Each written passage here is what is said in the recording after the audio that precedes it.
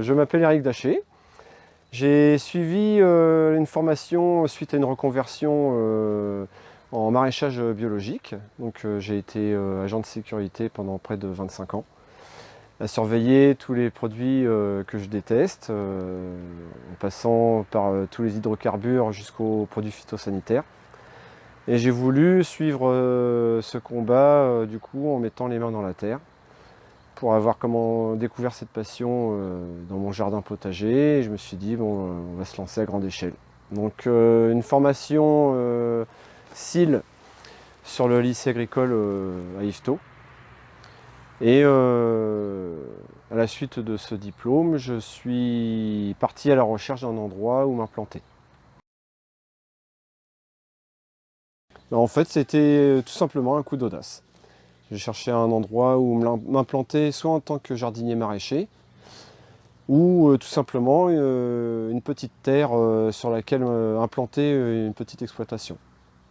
Donc je me suis présenté un jour au château, qui est là, à côté de nous, en leur demandant s'ils avaient du sol sur lequel je pourrais implanter une petite exploitation maraîchère biologique, ou s'ils avaient besoin tout simplement d'un jardinier pour réaménager un potager en adéquation avec le château.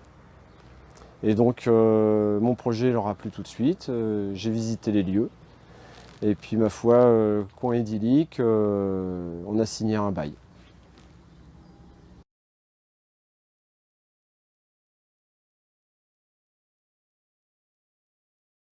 Les formalités ont été assez simples à mettre en place. J'ai été accompagné de façon assez sereine. Après, c'est les aléas qu'il y a autour de l'installation qu'il ne faut pas oublier. Je ne suis pas issu du monde agricole, donc vous arrivez dans une campagne, personne ne vous connaît. Il y a des jalousies qui s'installent et qui créent certains problèmes. Et l'autofinancement, c'est quelque chose qu'il faut faire très très attention.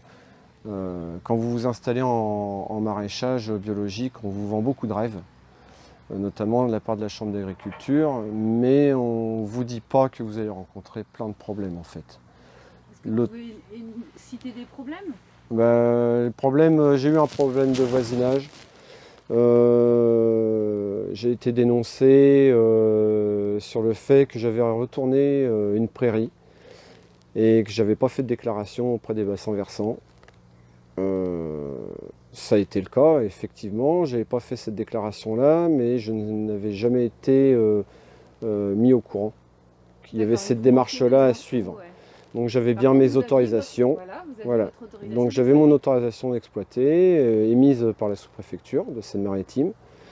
Euh, Mon diplôme de SIL faisait foi pour pouvoir juger de mes compétences. Mais ceci dit, il ne faut pas oublier les communes avoisinantes qui ont chacune leurs règles d'installation. D'accord. Donc voilà. Si vous aviez des conseils à donner aux futures installations, aux installants, qu'est-ce que vous leur diriez? Qu'est-ce que vous auriez envie de leur dire là? De prendre tout en compte, absolument tout. J'ai pu bénéficier d'une aide de la région, Ah, une aide d'impulsion à l'installation. Donc euh, il faut quand même dire que quand vous êtes en autofinancement, c'est un sacré coup de pouce. Mais lisez bien toutes les petites lignes. Lisez bien toutes les petites lignes parce que pour le coup, l'aide d'impulsion à installation, parce que moi j'ai plus de 40 ans, donc je ne pouvais pas la bénéficier DGA. de la DJA. Donc j'avais le droit à 10 500 euros, plus 1000 euros parce que je suis en agriculture biologique. Mais la condition, c'est que sur 2 ans, je devais dépenser 25 000 euros.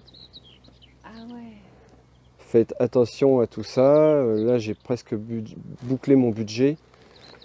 Mais comme je répète encore, je suis en autofinancement. C'est pas facile du tout. Quand vous arrivez sur un sol qui n'a jamais travaillé, vous sortez pas de gros légumes Dès le les départ. premières années. Hein, c'est complètement faux. Hein. Donc, croyez pas tout ce qu'on vous dit. Il n'y a pas que du rêve. Hein. Il n'y a pas que du rêve. Merci.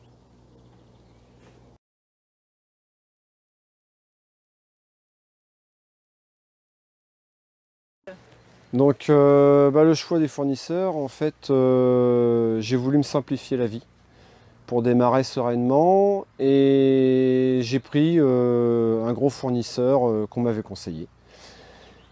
Et pour le coup, les gros fournisseurs vont offrir un gros panel de variétés au niveau des semences, avec un très large choix.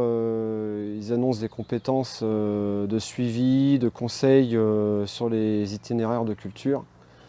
Par contre, le bémol que j'ai vis-à-vis de ces gros semenciers, c'est que en fait, ils ne jurent que pour les grosses exploitations. Donc, vont vous proposer que des grosses quantités.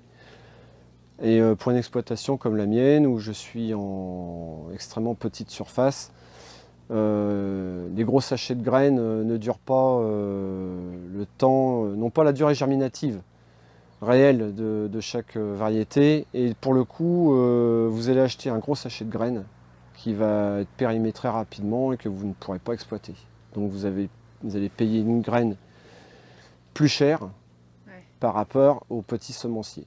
Donc moi je fais l'option à partir de cette année de me rabattre sur vraiment les petits semenciers qui vont avoir peut-être moins de choix, mais finalement une quantité qui va être plus en adéquation avec la taille de mon exploitation. Vous pouvez rappeler la surface de votre exploitation? Donc là je suis installé sur 1,5 hectare, à savoir qu'il y a 5000 m² de terre retournée pour l'instant.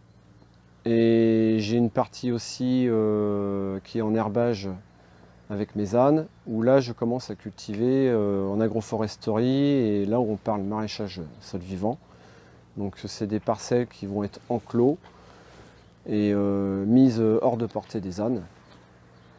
Donc pour le coup, acheter 10 000 graines à un endroit où on peut en mettre que 50, Ouais. il faut oublier ce principe-là.